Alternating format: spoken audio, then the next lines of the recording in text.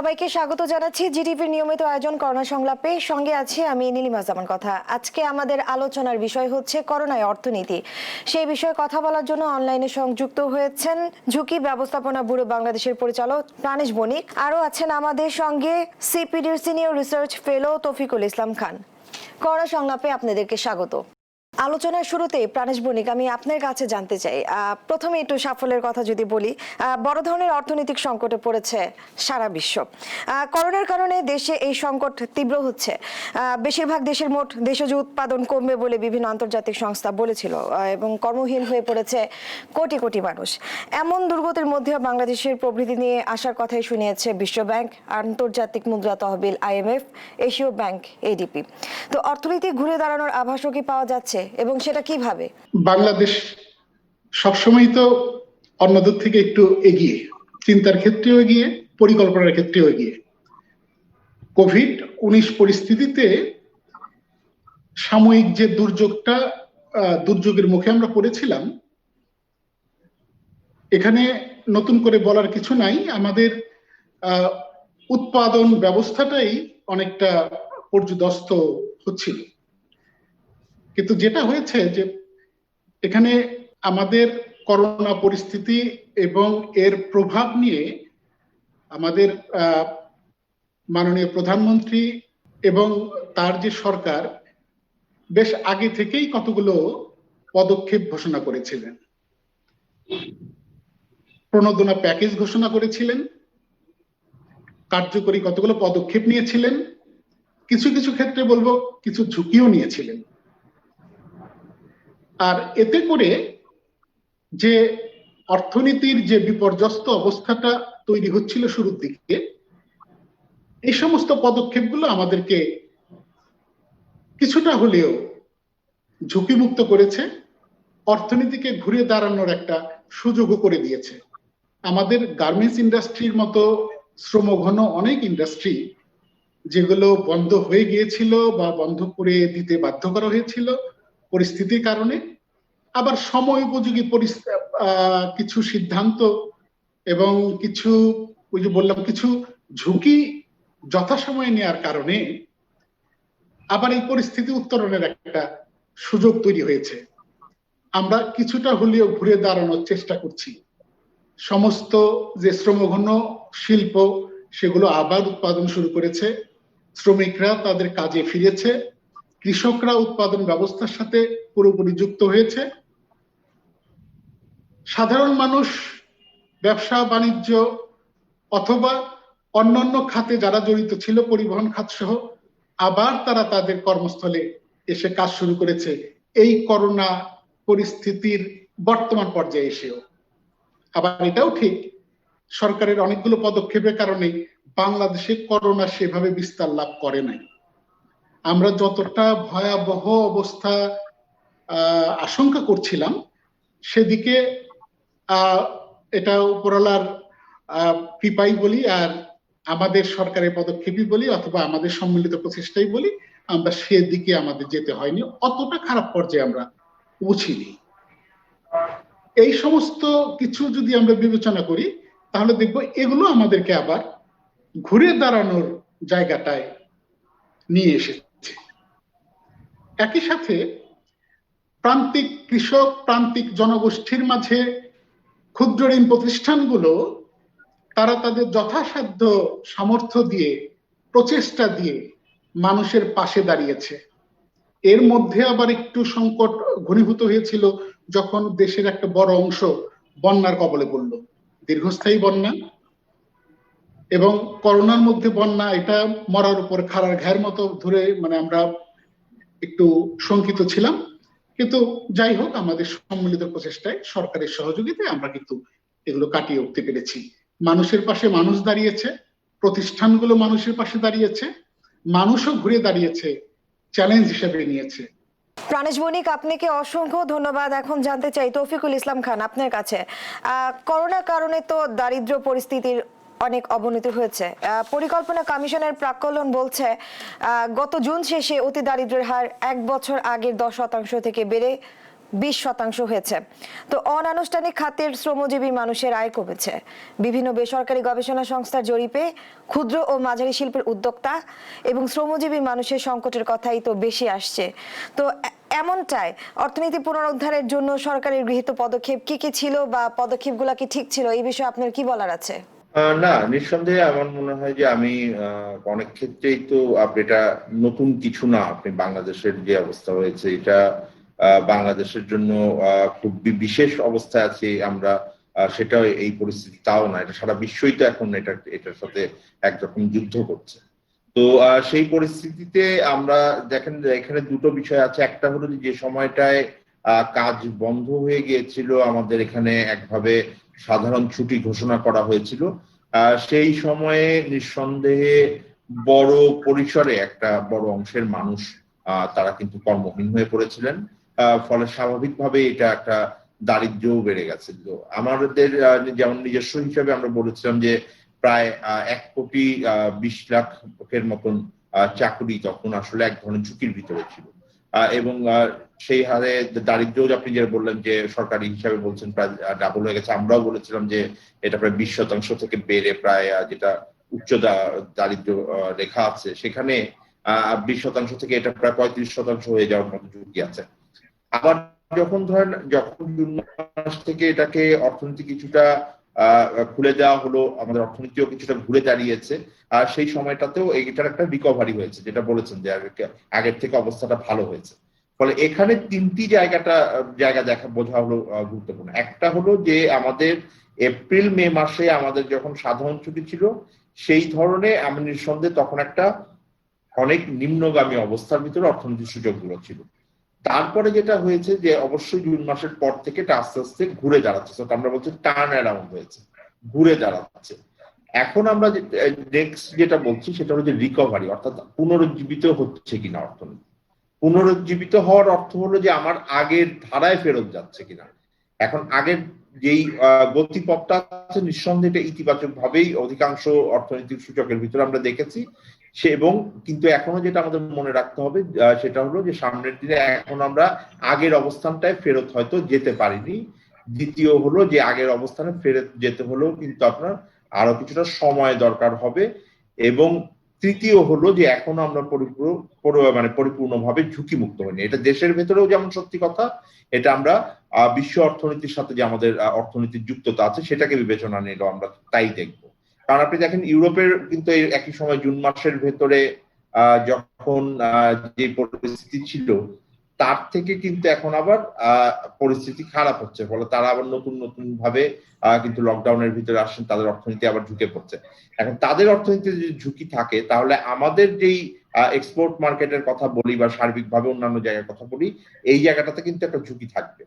ফলে সরকারি পদক্ষেপের ক্ষেত্রে নিঃসন্দেহে যেটা আমরা বললাম যে যেই প্রণোদনা প্যাকেজ গুলো এসছে সেই প্রণোদনা প্যাকেজ গুলো তো নিঃসন্দেহে অর্থনীতির মানে ঘুরে দাঁড়ানোর জন্য সহায়ক ভাবেই আনা হয়েছে, এটাতে কোনো সন্দেহ নেই। তার থেকেও গুরুত্বপূর্ণ হলো যেই অন্যান্য যেই মুদ্রানীতি গুলো নেওয়া হয়েছে, আমরা যেটাকে বলি মনিটারি ইজিং, সেই ইজিংটা কিন্তু করা হয়েছে যেন দেশের ভেতরে যে অর্থনীতি আছে এই অর্থনীতির তারল্যটা আরো বৃদ্ধি পায়। ফলে সেইটা একটা গুরুত্বপূর্ণ দিক ছিল। যেটা এখন চিন্তার ব্যাপার আছে দ্বিতীয়, সেটা হলো যে এই যে ঘুরে দাঁড়ানোর প্রক্রিয়া, এই ঘুরে দাঁড়ানোর প্রক্রিয়াতে আসলে সত্যিকার অর্থে সকল মানুষ একই রকম ভাবে অংশ। আমি আরেকটি বিষয়ে সংযুক্ত করতে চাই যে প্রণোদনার ক্ষেত্রে যে সুদের হারটা ধরা হয়েছে তা তো তুলনামূলকভাবে অনেক কম, তো সেটা কি অপব্যবহারের কোনো সুযোগ রয়েছে? হ্যাঁ, বড় বিষয় হলো যে এটা তো সার্বিকভাবেই অর্থনীতির ঘুরে দাঁড়ানোর প্রক্রিয়ার ভিতরে আছে এবং সুদের হার কিন্তু সার্বিকভাবেই নেমে এসছে। শুধুমাত্র যে আপনার প্রণোদনা প্যাকেজের ভিতরে সার্বিকভাবে আসছে, কারণ অর্থনীতির বিনিয়োগ চাহিদাও কিন্তু এখনো কম। এখন যে প্রক্রিয়াটায় আমরা আছি সেটা হলো আমার যে এক্সিস্টিং ক্যাপাসিটিটা ছিল সেই এক্সিস্টিং ক্যাপাসিটিতে আমরা ফেরত যাওয়ার কথা বলছি। নতুন করে আরো বেশি বিনিয়োগের পরিস্থিতি এখনো পুরোপুরি তৈরি হয়নি। সেটা হলো আমাদের একটা বিবেচনা। দ্বিতীয় বিবেচনা হলো যে এই যে প্রণোদনা প্যাকেজের ব্যবহারের ক্ষেত্রে সবচেয়ে চিন্তার জায়গা যেটা আসছে সেটা হলো বড় উদ্যোক্তারা যত দ্রুত ঘুরে দাঁড়াতে পারছেন বলে মনে হচ্ছে, ক্ষুদ্র উদ্যোক্তাদের জন্য এটা কঠিন হচ্ছে। ফলে যে আপনি দেখবেন যে প্রণোদনা প্যাকেজের ভিতরে যে ব্যবহারটা আছে, এইটারও ব্যবহারটা কিন্তু যারা বড় উদ্যোক্তারা আছেন তারা ব্যবহার করতে পারছেন মোটামুটি, কিন্তু যারা ক্ষুদ্র উদ্যোক্তারা আছেন, এটা সার্বিকভাবে প্রণোদনা প্যাকেজের ডিজাইনের সাথে সম্পর্কিত কিছু আমাদের প্রাতিষ্ঠানিক দুর্বলতা আছে, কাঠামোগত দুর্বলতা আছে। সেইটার কারণে ছোট উদ্যোক্তারা সেইভাবে ব্যাংকের সাথে যুক্ত ছিলেন না।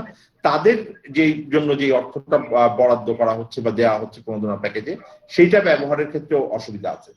ফলে এখন যে ঘুরে দাঁড়ানোর প্রক্রিয়া, এটার মধ্যে জায়গা হলো যে এই সমাজের অংশ হিসেবে বলি, বড় ছোট উদ্যোক্তাদের ভিতরে বলি, অথবা খাত ভিত্তিক ভাবে বলি, এটার ভিতরে একটা অসাম্য আছে। এখন এই অসাম্যটাকেই আমাদের সামনের দিনে সকলের জন্য উন্মুক্ত করার চ্যালেঞ্জটা রয়ে যাচ্ছে। তো সেই জায়গাটাতে আমাদের বিশেষভাবে নজর দেওয়ার দরকার আছে। আর দ্বিতীয় যেটা আছে সেটা হলো যে আমরা নিঃসন্দেহে আমাদের মেনে নিতে হবে যে আমাদের কিছু মধ্যমেয়াদী উন্নয়ন লক্ষ্যমাত্রা ছিল, সেই মধ্যমেয়াদী যে উন্নয়ন লক্ষ্যমাত্রা তার একটা বড় ক্ষতি হয়ে গেল। গত 3-4 বছরে আমাদের যে প্রোগ্রেসটা হয়েছিল হয়ে গেছে, সেই ক্ষতিটা আমরা মধ্যমেয়াদে কিভাবে পূরণ করব সেইটার একটা বড় চিন্তার জায়গা আছে। আমি একটু যোগ করতে চাচ্ছিলাম প্রণোদনা প্যাকেজের জায়গাটায় তৌফিক ভাইয়ের সাথে একটু শুধু যোগ করব। সেটা হচ্ছে যে প্রণোদনা প্যাকেজ ঘোষিত হয়েছে, মাননীয় প্রধানমন্ত্রী সময় উপযোগী এই প্যাকেজটা দিয়েছেন। তো এই প্যাকেজের যে ডিস্ট্রিবিউশনটা, পুরো অর্থটার বিতরণ বা তার বিতরণের পরিমাণ, সেটা নিয়ে একটু প্রশ্ন থেকে যায়। আর একটা হচ্ছে যে উনি একটু টাচ দিয়েছেন বিতরণের জায়গাটায়, যেমন ক্ষুদ্র ঋণ খাতের জন্য 3,000 কোটি টাকা প্রণোদনা প্যাকেজ ঘোষিত হয়েছে। এটি ক্ষুদ্র উদ্যোক্তাদের জন্য অত্যন্ত সহায়ক হবে, ছোট ব্যবসায়ীদের জন্য, প্রান্তিক মানুষদের জন্য। পাশাপাশি 5,000 কোটি টাকা একটা কৃষকদের জন্য একটা প্যাকেজ রয়েছে, এটা ব্যাংকের মাধ্যমে। এখানে একটা প্রত্যাশা যে এখানে ব্যাংকগুলোর সাথে যদি ক্ষুদ্র ঋণ প্রতিষ্ঠানগুলো যারা প্রান্তিক জনগোষ্ঠীর সাথে কাজ করে, ওই 5,000 কোটি টাকার যে কৃষকদের জন্য প্যাকেজ, এখানে যদি এইটা বিতরণের জন্য, একেবারে কৃষকদের হাতে পৌঁছানোর জন্য যদি ক্ষুদ্র ঋণ সংস্থাগুলোকে এর সাথে কাজ করার সুযোগ দেওয়া হতো, তাহলে হয়তো এটা অধিক কার্যকরী হতো বলে একটা আমাদের ধারণা। তেমনি এই যে 20,000 কোটি টাকা ক্ষুদ্র উদ্যোক্তাদের জন্য একটা প্যাকেজ আছে, এখানেও ব্যাংকের অবশ্যই তারা অত্যন্ত এখানে কার্যকরী ভূমিকা পালন করবেন, কিন্তু ওই একইভাবে ক্ষুদ্র উদ্যোক্তাদের হাতে পৌঁছানোর জন্য এখানেও ক্ষুদ্র ঋণ সংস্থাগুলো যাদের এই ব্যাপারে অভিজ্ঞতা আছে তাদেরকে যুক্ত করা গেলে এটা আরো বেশি সুফল পাওয়া যেত বলে আমাদের ধারণা। প্রাণেশ বণিক, আপনাকে অসংখ্য ধন্যবাদ। করোনা সংলাপে এই মুহূর্তে নিয়ে নিচ্ছে একটা বিরতি, ফিরছি একটু পরেই, সঙ্গেই থাকুন।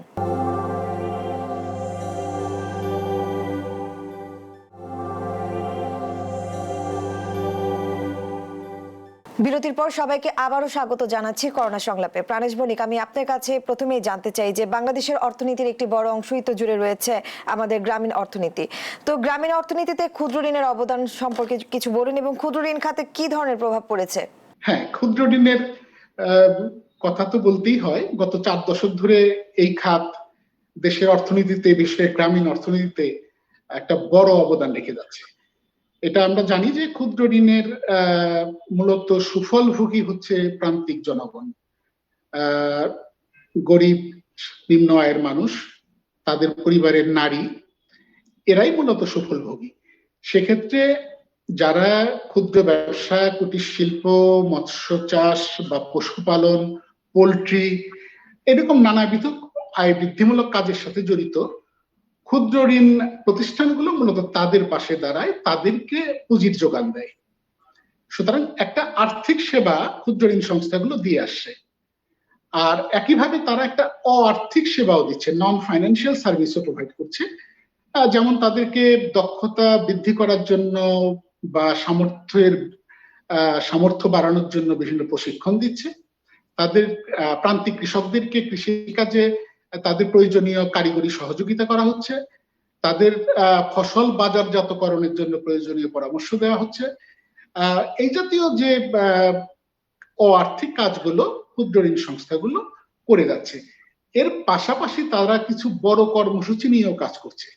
যেমন এই যে ধরেন যে নিরাপদ পানি, পয় নিষ্কাশন সুবিধা, দুর্যোগ ব্যবস্থাপনা, নারীদের ক্ষমতায়ন, প্রাথমিক স্বাস্থ্য পরিচর্যা, প্রাথমিক শিক্ষা ইত্যাদি নানাবিধ কর্মসূচি নিয়ে তারা কিন্তু মানুষের সাথে কাজ করছে। ফলে এই আর্থিক এবং অআর্থিক দুই ধরনের সেবা নিয়ে ক্ষুদ্র ঋণ সংস্থাগুলো গত 4 দশক ধরে কাজ করছে। আমি যদি ছোট্ট দুটো পরিসংখ্যান দিই, বাংলাদেশে মোট বাজেটে যে কৃষি খাতটা রয়েছে, কৃষি খাতে যে বাজেট, তার 35% বিতরণ করে কৃষকদের মধ্যে এই ক্ষুদ্র ঋণ সংস্থাগুলো। আরেকটি হচ্ছে যে গ্রামীণ যে অর্থনীতি, গ্রামীণই বলবো, বেসিক্যালি গ্রাম প্রধান দেশ বলে, এটা উপশহর বা শহরতলি এলাকায় একইভাবে কাজ চলছে, এই সংস্থাগুলো কাজ করছে। এখানে প্রতি বছর 1,50,000 কোটি টাকা গ্রামীণ অর্থনীতিতে অর্থের যোগান দিচ্ছে এই ক্ষুদ্র ঋণ খাত। ফলে তাদের অবদানটা কিন্তু জিডিপিতে উল্লেখযোগ্য। আর ক্ষতির কথা বলছেন, এটা তো অন্যান্য খাতের মতো, করোনার এই যে পরিস্থিতি, অন্যান্য দেশের অন্যান্য খাতগুলোর মতোই এই খাতও খুব ভালোই ক্ষতিগ্রস্ত হয়েছে, নানাভাবে ক্ষতিগ্রস্ত হয়েছে। এখনো সে ক্ষতির মধ্যেই অনেকটা আছে, যদিও আগের সেই অবস্থাটা হয়তো একটু উত্তরণ ঘটছে। আমাদের যে প্রান্তিক জনগোষ্ঠী যাদের সাথে ক্ষুদ্র ঋণ প্রতিষ্ঠানগুলো কাজ করে সারা দেশে, একেবারে প্রত্যন্ত অঞ্চলে, তারা তো মূলত এই অর্থের যোগানটা দিয়ে তাদের পুঁজির সংস্থান করে, তাদের ক্ষুদ্র ব্যবসা বলেন, ক্ষুদ্র কুটির শিল্প অথবা পোল্ট্রি বা অন্যান্য যে সমস্ত আয় বৃদ্ধিমূলক কাজের সাথে তারা জড়িত। এই কাজগুলো এই গত কয়েক মাসে অনেকটাই স্থবির হয়ে গিয়েছিল। আর এই স্থবিরতার কারণে তাদের উৎপাদিত পণ্য তারা বিক্রি করতে পারেনি, উৎপাদন কমে গিয়েছিল, অনেক বেকার হয়েছিল। আর এটা তো আমরা বুঝি যে এই ধরনের মন্দা পরিস্থিতিতে কি হয়, চাহিদার পতন। চাহিদার পতন হইলে মানুষ কাজ হারায়, আয় কমে যায়, আয় কমে গেলে ক্রয় ক্ষমতা কমে যায়, ক্রয় ক্ষমতা কমে গেলে পণ্য কেনার মতো সামর্থ্য থাকে না, উৎপাদনকারীরা তার পণ্য বিক্রি করতে পারে না। এরকম একটা পর্যায়ে আমাদের যারা প্রান্তিক জনগোষ্ঠীর মানুষ তারা ক্ষতিগ্রস্ত হয়েছে। ঠিক একইভাবে যেহেতু পুঁজির যোগানটা গিয়েছে ক্ষুদ্র ঋণ প্রতিষ্ঠানগুলোর মাধ্যমে তাদের কাছে, একইভাবে তাদের এই ব্যবসার ক্ষতিটা, তাদের এই উৎপাদিত পণ্য বিক্রি না করা, তাদের যে আর্থিক অবস্থার যে অবনমন হয়েছে, এর প্রভাবটা পড়েছে ক্ষুদ্র ঋণ প্রতিষ্ঠানগুলো। তাদের মানে ঋণের অর্থ ফেরত আসছে না। আর এমনি তো সরকার নির্দেশনা দিয়েছিলেন প্রায় 3.5 মাস ঋণের অর্থ ফেরতের জায়গাটা বন্ধ ছিল, তারা কোনো কিস্তি প্রদান তাদের করতে হয় নাই। কিন্তু এতে করে ক্ষুদ্র ঋণ প্রতিষ্ঠানগুলো কিন্তু একটা বড় ধাক্কার মধ্যে পড়েছিল। প্রাণেশ বণিক, আপনাকে অসংখ্য ধন্যবাদ। এখন জানতে চাই, তৌফিকুল ইসলাম, আমি আপনার কাছে আসতে চাই যে করোনার পর কি বিনিয়োগের ক্ষেত্রে কোনো চ্যালেঞ্জ থাকছে, এবং বেসরকারি বিনিয়োগকারীরা তো অনিশ্চয়তায় ভুগছেন। তো এই অবস্থায় সরকারি বিনিয়োগের গুণগত মান বাড়াতে পারলে অর্থনীতির চাকা ঘুরবে।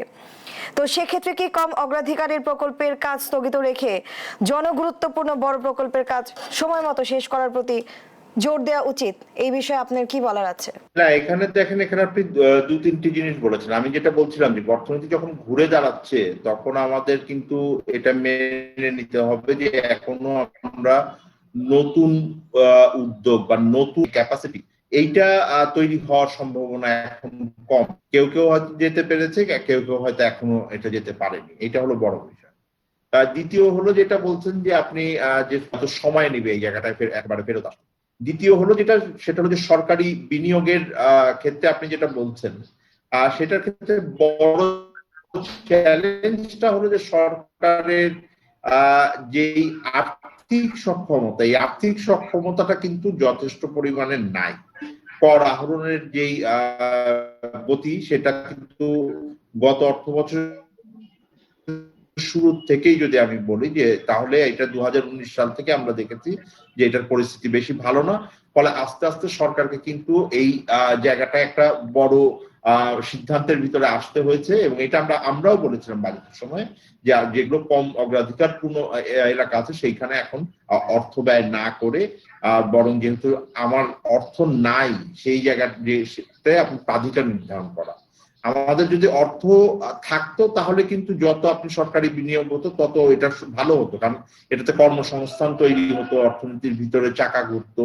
কিন্তু এই আর্থিক সক্ষমতা না থাকার কারণে সরকারের ইচ্ছা থাকা সত্ত্বেও কিন্তু যতখানি সাহায্য তারা গরিব মানুষকে এই সাধারণ ছুটির সময় দিতে চেয়েছিলেন হয়তো ততখানি দিতে পারেন না, এটা হলো বাস্তবতা।